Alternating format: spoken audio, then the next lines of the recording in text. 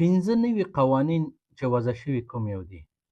تاسې د دې نه وروسته شاید په ډېر یو عادي موضوع که تاسې تېروتنه وکړئ یا خلاف د قانون عمل ترسره کړئ، تاسې نه اقامه اخیستل کېږي. کوم قانون کې دی؟ او دې ترڅنګ تاسو ته نور دایمي اقامې نه تمدید کېږي. کوم موضوعاتو کې به دا نه تمدید کېږي؟ ولې به تاسو ته دایمي اقامې نه ورکول کېږي؟ کوم کیسونو کې؟ پنځه نوي قوانین راغلي دي. زه تاسو ته په دغه ویډیو کې ټول وایم او آخري ویډیو به په دې باندې خبرې کوو که څنګه تاسې یو کوچنی جرم ترسره کوئ، ستاسو نه به اقامه اخیستل کېږي.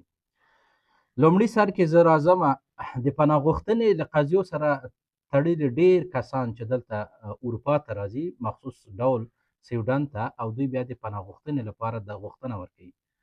کله چې د دوی د پناه غوښتنې کیس قبول شي او دوی ته یو اقامه ورکړي د اوسېدلو 2 کلن یا 3 کلن. پخوا قانون داسې و، دا قانون د نوی دغه 3 ورځو کې دا تصویب شوي دي. 12 تاریخ، 14 14 او سبا 15 دی. دا 5 قوانین دې کې راغلي، دا د جولای دغه 4 ورځو کې تصویب کېږي. 15 تصویب کېږي، دا 3 تصویب شوي دي. دا قانون د ما هدف دا دی چې تاسې د پناهندګۍ له طریق نه کله چې اقامه اخلئ او وروسته بیا تاسې د تمدید لپاره غوښتنه ورکوئ، 3 کاله وروسته قانون دا ویلي چې تاسې کولی شئ بیا دایمي اقامې ته غوښتنه وکړئ. دغه خلک چې د پناه غوښتنې له طریق نه راغلي دي، یوازې دغه خلکو لپاره کله چې دوی خپل دایمي اقامې ته غواړي اپلای وکړي، نور ورته نه تمدید نه ورکول کېږي، یعنې دایمي اقامه به نشي اخیستلی. جزئیات مې ټول په همدغه متن کې تاسو ته په دې ویډیو کې چې کلیک وکړئ، لاندې مې ټول تاسو ته لیکلي دي او حتی رسمي لینک مې درته پکې نشر کړی دی چې په هغه لینک کلیک وکړئ، ټول جزئیات لوستلی شئ چې کوم حالاتو کې، یعنې دغه د پناه غوښتنې لپاره کوم کسان چې راغلي دي د پناهندګۍ له طریق نه خپل قبولیانې اخیستې دي، وروسته د هغې نه ورته نور دایمي اقامې به د پناهندګۍ له طریق نه ورکول کېږي. خو کم کسان چې د کار له طریق نه، د کورنۍ له طریق نه، د فامیل له طریق نه راغلي دي، هغوی موضوعات جدا دي. دا قانون فقط همدغه لپاره دی. دویم د ورکتید بوساتنینګ موضوع ده. هر هغه خلک چې خپل اسنادونه چینج کړي دي، تبدیل کړي دي، د ایټالیا نه راغلي، د یونان نه راغلي، د فرانسې نه، جرمني نه، ډنمارک نه، ناروې نه دلته راغلي دي، د هغه په اساس 15 کلن ورکتید بوساتنینګ دغه اقامه یې ترلاسه کړې ده. قانون پخوا داسې و چې 15 کاله وروسته دوی بیا کولی چې دایمي اقامې ته غوښتنه وکړي. اوس نشي کولی، اوس هغوی ته به هم همدغه 15 کاله به تمدیدیږي. خو که چیرې ته 10 کاله متواتر دلته ژوند کوې، نو بیا ته د پاسپورټ وړې چې مستقیم پاسپورټ ته غوښتنه ورکړي، ولو که دایمي اقامه ولري او که ونه لري، په همدغه موقتي اقامې باندې کولی شي ته غوښتنه ورکړي. اوس دا چې ته څنګه وشي کولی، ما پخوا تاسو ته تېره هفته دا ویډیو نشر کړی و، هغه ویډیو که تاسې وګورئ نو تاسو ته ټول موضوع واضح کېږي. زه نه غواړم چې دغه 3 نور موضوعات په هغې ویډیو کې بیا تکراري ذکر کړم. بل قانون دا دی چې د پناهندګۍ په وخت کې پخوا به دولت تاسې ته وکیل تعینوه، سکرینینګ تر عنوان لاندې دا قانون راغلی دی. نو دولت یعنې دولتي وکیل به تاسې درلوده، اوفنتلیک بتریر.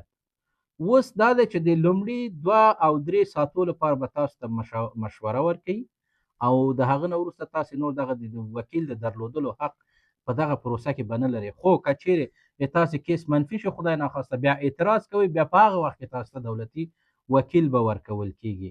نو پخوا داسې و چې په همغه ابتدا نه تر اخره پورې تر ستره محکمې پورې به تاسو ته دولتي وکیل به یې ورکوه، د هغه ټول مصرف به هم ورته هغوی ورکوله. خو دا سکرینینګ به اول پولیس کوي چې دغه شخص دغه شیانو ته واجد د شرایطو دی که نه، د هغه هویت به ارزول کېږي، د هغه ټول اسنادونه کتل کېږي. د هیر هم لاړ نه شي چې ډېر مهم موضوع پکې دا ده چې حتی تاسې موبایلونه به دوی چک کوي چې ستا اصلي هویت څه شی دی. نو تاسې په موبایل کې اکثرا ډېر شیان خلک ساتي که نه، 20 دانې تذکرې درلودلي او 10 دانې پاسپورټونه یې ځان سره ساتلي چې دا دلته زه کوچنی یم، بل هیواد کې ځان ورکړي، هلته زه غټ یم، بل کې ورکړي زه لا نوی پیدا شوی یم. دا ډرامې نورې بندې کړئ. خلاصه تاسې هر شی به دا کتل کېږي او تاسې به ځان ته نور هم ستونزې جوړوئ. د قوانینو نه که خبر ونه اوسئ، هر قدم چې زه ګورم دلته جرایم ترسره کېږي.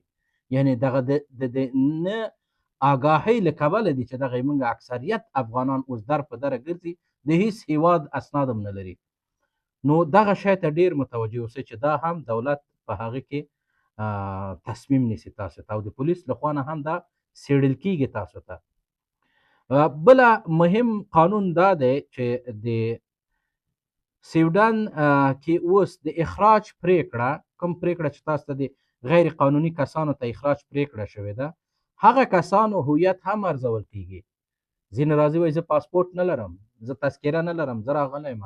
اوس هغه هم بررسي کیږي، که ورته پیدا یې کړي نو د دیپورتۍ سبب یې کیږي.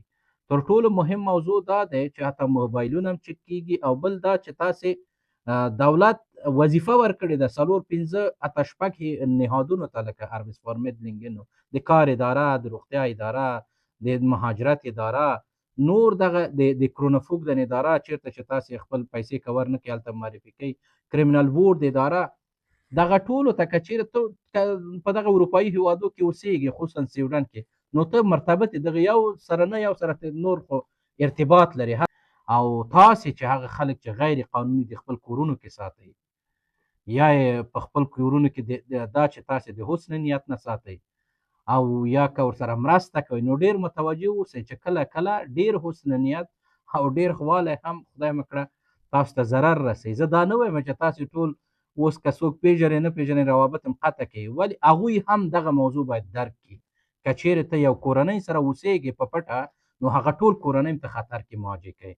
دا شیان بالمقابل یو برداشت یو فکر باندې، ځکه کله کله یې موږ بیا اکثرا دا چې د ما فلانی زوی هلته لاړو، دی ونه ساته، هلته ورته مشکل یې جوړ کړ. حال دا چې ستا هغه زوی کولی شي دا ټول کورنۍ تباه و برباد کړي، د ټولې اقامې ورکړي، او په جرایمو باندې دغه ساتل یې خپله جرم دی که نه، غیر قانوني. نو دغه لپاره مکلف هستئ چې دولت ته تاسې باید یعنی دغه د غیر قانوني شتون یا حضور هم اطلاع ورکول شي.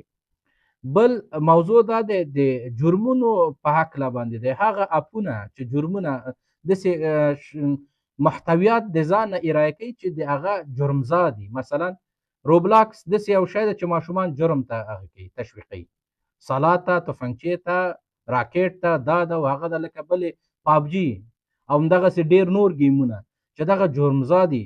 تنها ګیمونه نه، هر نوع لیکنې، هر نوع اعمال، دغه چې اروپا کې دي موږ او تاسې دا ځوانان دا ګوتې داسې داسې چکوي چې ته راځه او ته لوکیشن ماته واچوه، ته فلانی د دې عکس پورته کړه، د هغه په مخالف کې وغږېږه، د فلانی عکس پورته کړه، هغه ته وغږېږه، اخطارونه ورکړه، او داسې لیکنې وکړه، داسې خبرې وکړه چې هغه ټول جرمي، دغه محتوا د خبرو جرمي، او هغه نور خلک تشویق کړي جرمونو ته. دغه ټول اوس سر د سبا نه دا قانون تطبیقېږي، دا به جرم او دغه اعمال چې څوک ترسره کوي نو هغه به مجرمین، او هغه دولت کولی شي چې دوی څه کړي، دوی تر څېړنې لاندې ونیسي او د دوی نه تحقیق وکړي، او دا چې ثابت شي چې مجرم دی، خو نو مطمئنا چې د مجرم ځای چیرته ده، زندان ده. آخري موضوع د ویندل قانون په نوم باندې چې هلته تصویب شوی ده، هغه دا دی که چیرې تاسې یو کوچنی جرم هم ترسره کړئ، خپل اقامه به د لاسه ورکوئ.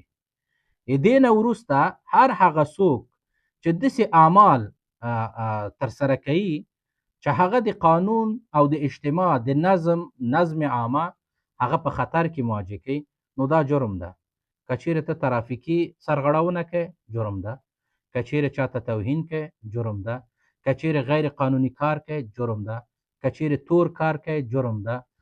همدغسې صلحا و نور موضوعات، که چیرې دغسې موضوعات تاسې ترسره کوئ، د دې ترڅنګ چې جرم ګڼل کیږي، نو دولت حق لري چې هغه وڅېړي او د هغه په اساس تاسو ته تصمیم ونیسي او ستاسې خپل اقامه د لاسه ورکړي، ولو که اقامه د دایمي، که اقامه د موقتي، هغه هېڅ دې ته ارتباط نه لري. نو هدف مې د دې دا و چې دغه قوانینو باندې باید تاسې هم پوه شئ، او د خپل له طریق نه هر هغه چا سره چې دلته اوسېږي، علل خصوص سویډن هېواد کې، هغه سره یې شریک کړئ، تر څو که چیرې د قوانینو نه یا د معلوماتو نه خبر نه وي، هغوی هم خبر شي. خو دا معلومات د ما اختصاصي د هر کیس او د هر پروندې اړوند نه دی. د هر چا کیس فرق وي، د هر چا ارزونه فرق وي، هر چا کیس اختصاصي وي. نو یعنی دا معلومات عمومي دي، نو تاسې کولی شئ چې ویډیو ته مراجعه وکړئ، په هغه باندې کلیک وکړئ، لاندې تاسو ته ټول ما لیکونه، لیکنه مې هم تاسو ته کړې ده. څوک که په ما خبرې نشي اورېدلی او یعنی اورېدو توان نه لري، د لیکلو توان لري، لوستلو توان لري، هغه د متن دی ولولي. تاسو ټولو ته ښه وخت غواړم. ویډیو ډېر واقعا یو ډېر سختګیرانه قوانین راغلي دي. ما خپل د همغه د کوم اخلاقي او وجداني وظیفه چې زه ځان ته بولم، څومره چې زه پوهېږم خپل د توان په اندازه مې تاسو سره شریک کړه. ټولو ته ښه وخت. الله په امان. السلام علیکم.